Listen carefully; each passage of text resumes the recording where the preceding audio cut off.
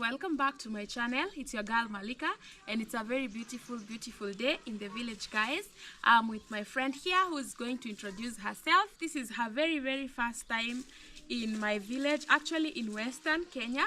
My village is in Western Kenya, in a county known as Bungoma County in Kenya, in the western part of Kenya. So my friend and I have been friends for 15 years, and she's my best friend actually. We went to the same high school, we went to the same college, we went to the same first job. We've done so many things together, and she came to my village, guys, as we were celebrating our 15th year anniversary of friendship.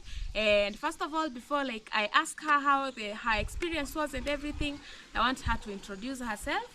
And yeah, she talks to you. She's not new to this channel, so feel free to talk to Maliksquad. Thank you. Hello guys, my name is Grace. For many of you who we have not met, my name is Grace. I'm Malika's best friend. We've been friends since we were in high school, Form 1. Yeah, it's about 15 years since then, right? Yeah, we are that old. Yeah, oh we are very old. Yeah. Yeah, so she has been my best friend, and for this anniversary, for this special event, I decided to come all the way to her village, Bungoma County. I've never been here before, as I live in Nairobi, and I come from a different county. My county is Kiambu, of which she has also gone to Kiambu. Yeah. Though it's near Nairobi, so it's easier to commute. Yes. But whatever the case, I'm here in Bungoma, and guys, I'm spoiled. Someone is spoiling me. Like, I want to stay here, or maybe I should get a husband. Should we get hallelujah, man? Should you get hallelujah husband? In the comment section below, leave a comment in the comment section below. But so far so good. I hope you're loving it here. Yeah, it's amazing. I love everything. There's no noise, you know. I'm used to living in the city, like there's noise everywhere, like you know, like public matatus, everything, and the environment is good. There's fresh air, the people are so welcoming. Yeah. I'm eating every moment.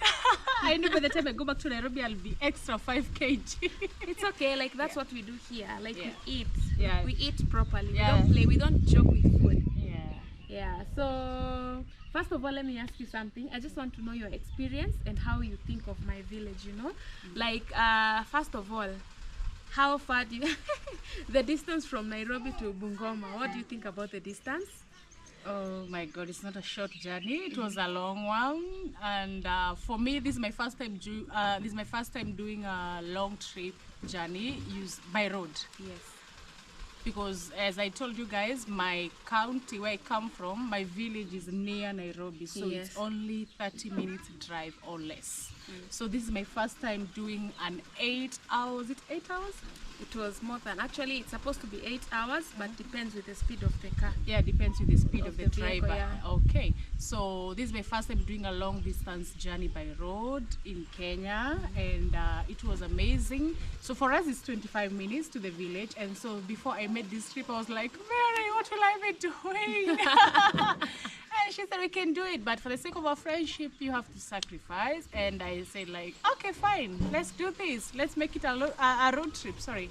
And we traveled overnight, and it was amazing. I loved it. You loved it? Yeah. Let me tell you something. If you're not like a road trip person and you're traveling for long distance, the best time to travel is at night, because you can sleep. You know, at daytime, yes, you can sleep, but not as the way you can sleep at night, you know? Yeah, so we traveled that night for her own sake, and it was at least not very hard, right? No, it was easy because it was all quiet and there were less activities at the road, and it was amazing. It was amazing. That's nice. Yeah. I'm glad you're positive about it. Yeah.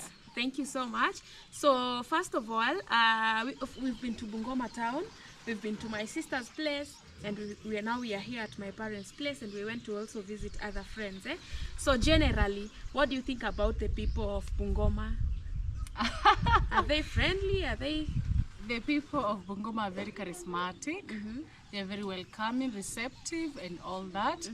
And I just love it.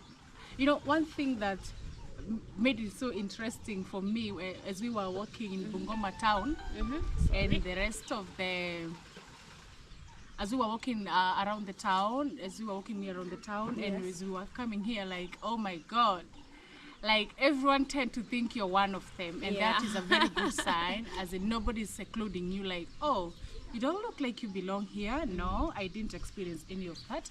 Like everyone is assuming that you belong here, and therefore you go with the flow and you fit in, and that was so amazing. I felt like I'm one of you. I felt welcomed, and it was so great to be here, and I'm loving it. And actually I'm even thinking of extending my stay. You can stay as so long as you want to stay. Wow, so that is nice. I'm so glad, like you fit in so well. One cannot even tell that you're not from here, but you're still in Kenya. And thank you. I like the fact that you love it. Okay. So how about the food? What do you think of the food, maybe? The food is. I don't know whether that is enough to explain. The food is amazing. I love trying food from different cultures, and oh, sorry, I forgot to mention, Mary and I are not from the same culture And tribe. yeah, because the counties are different, so we have different culture, we have different tribe, and a little bit different way of doing things. But both of them, either we are Kenyans. Yeah, we are still friends. Nothing differentiates Kenya has us more than that big, 45 tribes, right? Yeah. More than 45 tribes. So she's from one of the tribes. I'm from one tribe, which are totally different. But we're all Bantus, right? I think so. We are all Bantus. But she comes from my tribe, my language, my mother tongue. It has a very different. You can't understand each other. But we communicate mostly in Swahili or English. So there's difference. There's a little bit difference in the way, in their food and in our food. So the food is basically amazing. I love it. And their main food is ingoho. They call chicken ingoho. And it's amazing. Oh my God. I've been longing to have that. And I just found what I wanted. And that's all I can say about your food. It's amazing. So you love our food? Absolutely. Guys, she tried our signature food here, which is ugali and kuku, or ugali with chicken, ingoho, as she says. And that is what, like, if you see like you're going to visit someone and they're making you ugali and chicken, just know you're a VIP. That's how we do it, eh? That's special. Yes, oh my God, you're a special visitor. If they make you chicken, just know you're a special visitor. Thank you. So that is how special you are. So guys, so another thing maybe that I can ask, so about food, you like it. So how about our culture, the way we do things here? Is it similar to how you do things there? Oh my God, of course it's a different, we are different tribes, so it doesn't mean I don't mean, how do I say this? So definitely we have different cultures, so some of them give me a culture shock. And it's normal. So some of the culture that I observed are like, oh my God, like you see when you're rearing cows, like for us in my village, we have to build that cow a house. I don't know how, cow shed. We have a cow shed for all our livestock. And our livestock, I mean, that is goats, cows, sheep, and all that. But it's totally different here in Bungoma, guys. Like these guys, I don't know how to put it. It's okay. They don't have a cow shed.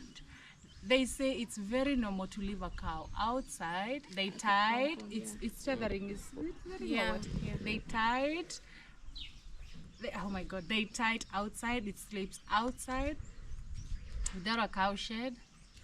My goodness, where I come from, and it's happening with the rest of the villagers. Like it's a normal thing. They don't cage it. It's outside. For us, in where I come from, you leave a cow outside, my sister, you'll find it in a different county.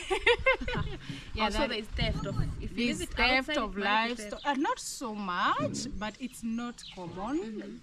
It would shock anyone from my county who would come and find a cow sleeping outside the cow shed. It would shock them.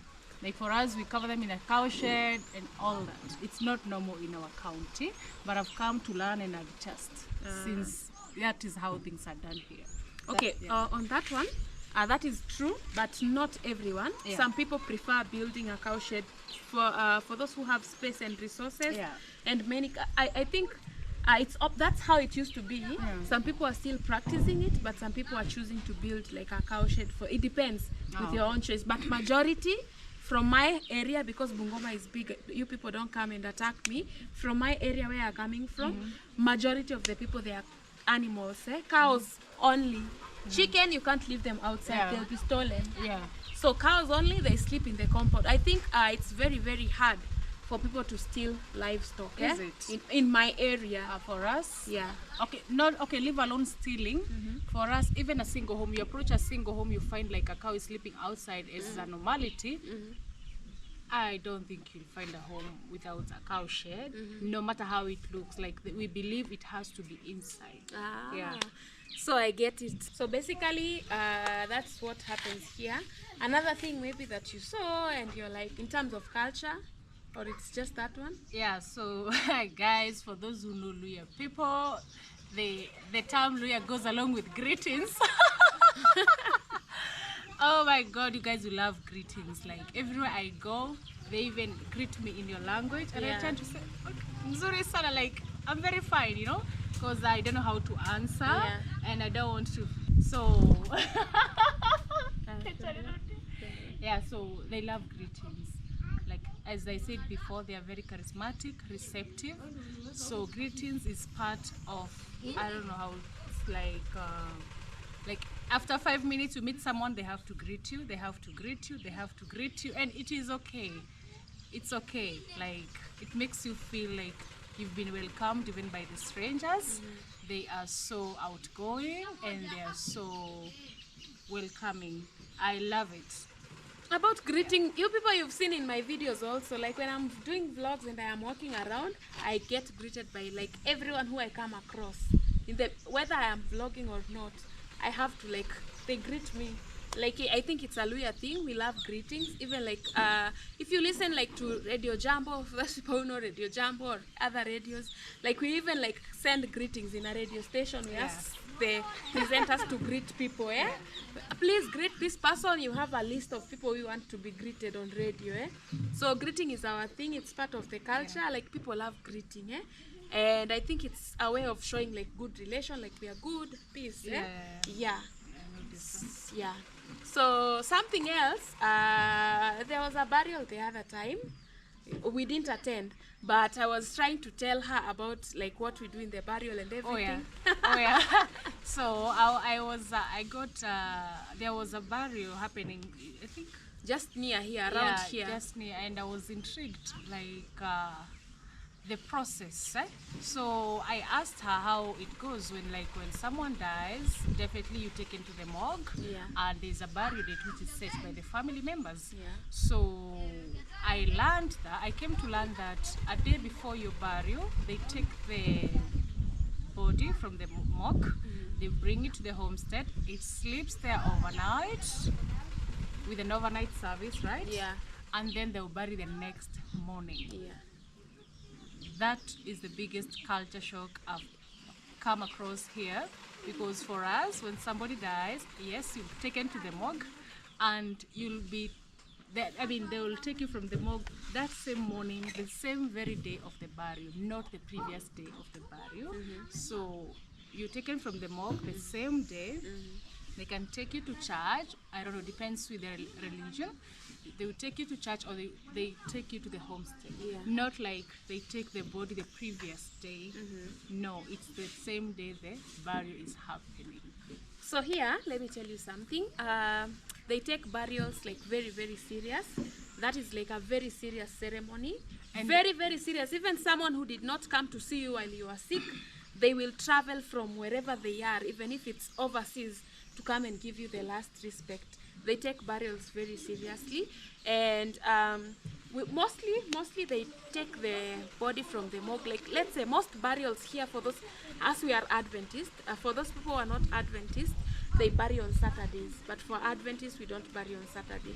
So for example, for these people who are not Adventists, they take their body will leave the morgue on maybe Friday evening or night, around from 4 p.m. there, and then the burial will be tomorrow. So the body will be there for service, the family members will come, and then there will be viewing of the body immediately it gets there.